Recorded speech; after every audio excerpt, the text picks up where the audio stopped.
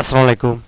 পঞ্চম শ্রেণীর প্রিয় শিক্ষার্থীরা, তোমাদের নতুন বই 2026। তো বিজ্ঞান বিষয়ে তোমাদের যে অনুশীলনী প্রশ্নগুলো রয়েছে 10 নম্বর পৃষ্ঠায় নিশ্চয়ই দেখতে পাচ্ছ।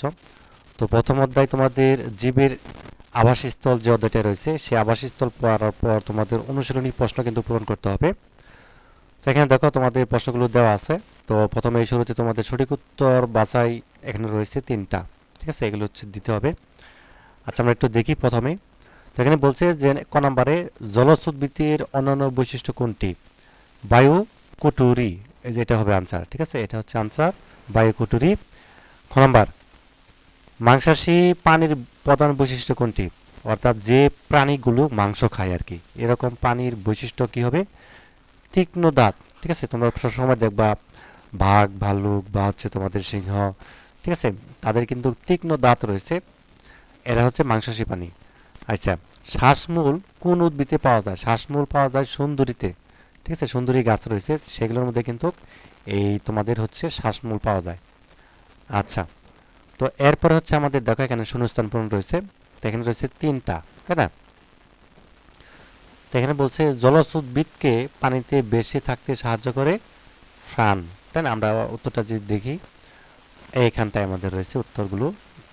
সরি, এখানে হচ্ছে আমাদের প্রথমে হচ্ছে বায়ু কুঠুরি। ঠিক আছে, জলজ উদ্ভিদকে পানিতে বেশি থাকতে সাহায্য করে, কি উত্তরটা কি হবে? বায়ু কুঠুরি।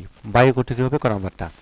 তীব্র ঠান্ডায় পানির দেহকে গরম রাখে চর্বি স্তর। চর্বি স্তর ক নম্বর হবে চর্বি স্তর। ছাইমুক্ত স্থানের একটি উদ্ভিদ হলো ফ্রান। ঠিক আছে, ফ্রান। তো যাই হোক, এখানে হচ্ছে আমাদের 3টাই রয়েছে, অর্থাৎ তোমাদের শূন্যস্থান আমরা হচ্ছে দিয়ে দিলাম। তো এরপরে দেখো আবার 3টাই রয়েছে, সংক্ষিপ্ত প্রশ্ন রয়েছে। ঠিক আছে, তো সংক্ষিপ্ত প্রশ্নের আনসারগুলো আমরা এখানে দেখবো। তো ক নম্বর দেওয়া আছে জীবের আবাসস্থল বলতে কি বোঝায়? তো জীবের আবাসস্থল বলতে কি বোঝায়, আমরা যদি উত্তরটা দেখি প্রথমে, জীবের আবাসস্থল বলতে কি বোঝায়, এই যেটা আমাদের উত্তর। তো তুমি দিবা যে স্থানে কোনো জীব স্বাভাবিকভাবে জন্মায়, অর্থাৎ যে কোনো স্থানে জীব কি করে স্বাভাবিকভাবে জন্মায়, বেড়ে ওঠে এবং নিরাপদে বসবাস করে, সেই স্থানকে জীবের আবাসস্থল বলে। আবাসস্থল জীবের খাদ্য, আশ্রয় ও বেঁচে থাকার জন্য প্রয়োজনীয় সব পরিবেশগত উপাদান সরবরাহ করে। ঠিক আছে, তুমি এটি পর্যন্ত সংজ্ঞা দিতে চাই, এ পর্যন্ত দিতে পারো। অর্থাৎ যে স্থান কোনো জীবের স্বাভাবিকভাবে জন্মায়, বেড়ে ওঠে এবং নিরাপদে বসবাস করে, সেই স্থানকে জীবের আবাসস্থল বলে, এই পর্যন্ত দিবা। আচ্ছা, খ নম্বর আমাদের যেটা ছিল, স্বাদু পানির পরিবেশ কি ধরনের প্রাণী উদ্ভিদ থাকে? তো তুমি দিবা স্বাদু পানির পরিবেশ বিভিন্ন ধরনের জলজ উদ্ভিদ, পানি উদ্ভিদ দেখা যায়। উদ্ভিদের মধ্যে শাপলা, পদ্মা, কচুরিপানা এবং ক্ষুদিপানা, ঠিক আছে, শৈবাল উল্লেখযোগ্য।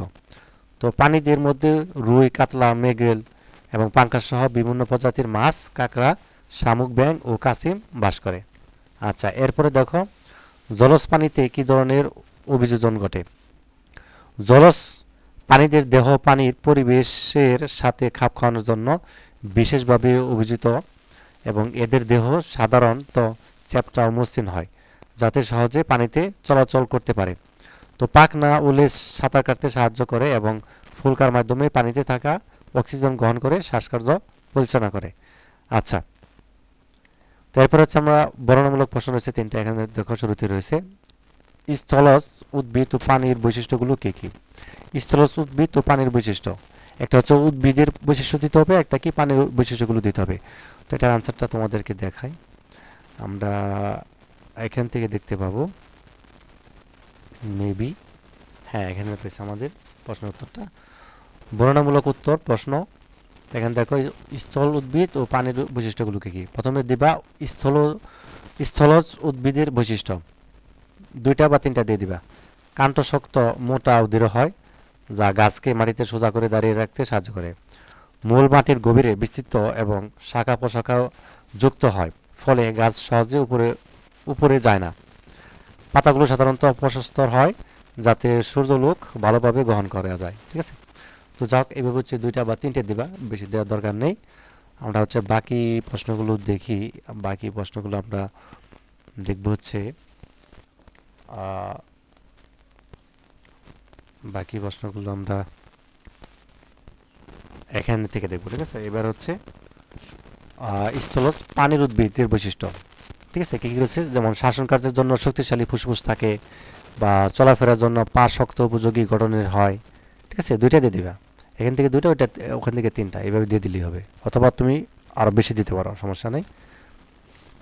আচ্ছা, ক নাম্বার দিবা, জলজ পরিবেশের উদ্ভিদ ও পানির বৈশিষ্ট্যগুলো উল্লেখ করি। জলজ উদ্ভিদের, এবার কিন্তু জলজ, আগেরটা কি ছিল স্থলজ, এবার কিন্তু জলের মানে হচ্ছে জলের যেগুলো হচ্ছে উদ্ভিদ থাকে আর হচ্ছে পানি থাকে সেগুলোর কথা বলতেছে।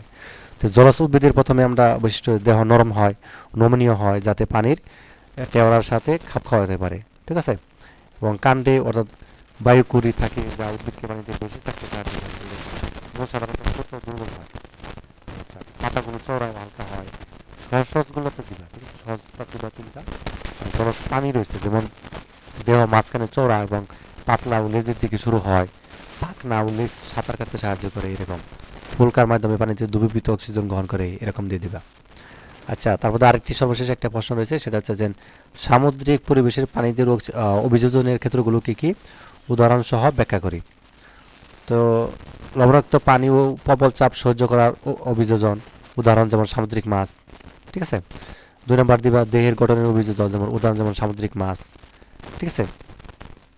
ব্যাখ্যা করে দিতে পারো, যেমন সমুদ্রের পানি লবণাক্ত এবং গভীর পানিতে চাপ বেশি থাকে, সামুদ্রিক মাছ এসব প্রতিকূল অবস্থানের সাথে খাপ খায় নিতে সক্ষম হয়, এরকমভাবে দিয়ে দিবা। তারপর তো পাখনা ও লেজের অভিযোজন, যেমন সামুদ্রিক মাছের পাখনা ও লেজ শক্তিশালী হয়, এগুলো মাছকে দ্রুত সাঁতার কাটতে এবং দিক পরিবর্তনের জন্য পরিবর্তনে সাহায্য করে। তো যাই হোক, আজকের ক্লাসটা এ পর্যন্তই আমরা, অর্থাৎ অনুশীলনী যে প্রশ্নগুলি ছিল 10 নম্বর পৃষ্ঠা, সেগুলো হচ্ছে আমরা আজকে সমাধান করলাম, ঠিক আছে। তো পরবর্তী পর্বে হচ্ছে অন্য অন্য বিষয় সমাধান করব, অন্য অনুশীলনী। ইতিমধ্যে তোমাদের বাংলা ইংরেজি গণিত, ঠিক আছে, এগুলোর কিন্তু সমাধান চ্যানেলে দেওয়া আছে, সেগুলো অবশ্যই দেখে নিবা। আর জাতীয় স্কুল পঞ্চম শ্রেণীর 2026 সালের বই সমাধান লিখলেই চলে আসবে, ঠিক আছে। ধন্যবাদ সবাইকে।